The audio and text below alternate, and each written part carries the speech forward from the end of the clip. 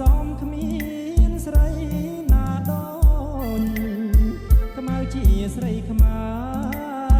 គ្រប់លក្ខសំស្លូតប្រាជ្ញាក៏ឆ្លាតស្ដាប់ពាក្យម៉ែថ្ងៃនេះបុណ្យចូលឆ្នាំថ្មីបងឃើញខ្មៅស្រីអូនរៀបចំផ្ទះ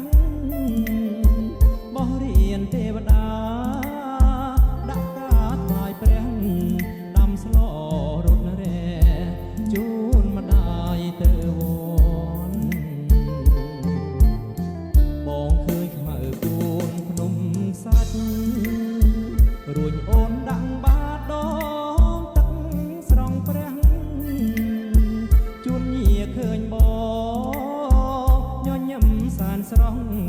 អូនខ្មៅតែឈ្មោះសាច់សដូចសំឡី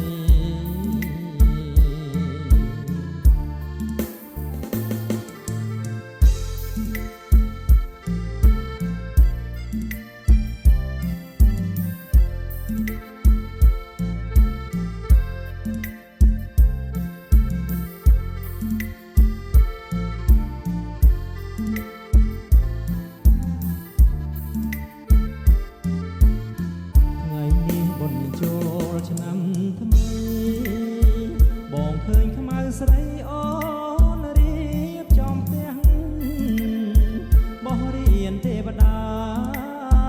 ដាក់កាថ្វាយព្រះដាំស្លរត់រែជូនម្ដាយទៅវត្តបងឃើញខ្មៅគូនភ្នំសាច់រួចអូនដាក់បាតដងព្រះ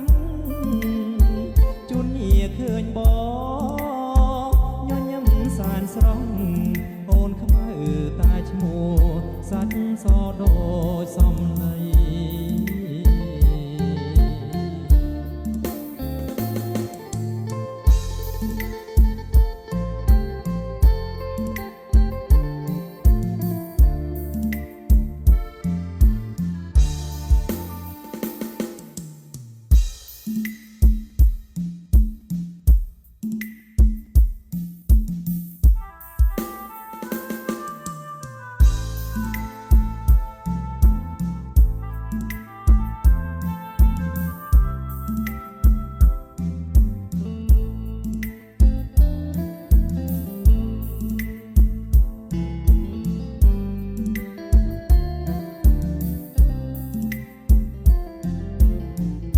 កណ្ដាលថ្ងៃត្រង់កំពុងដ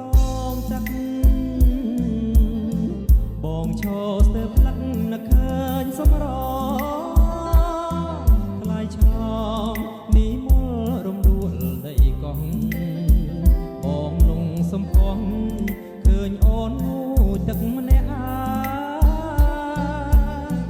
សាច់អើយសាច់ស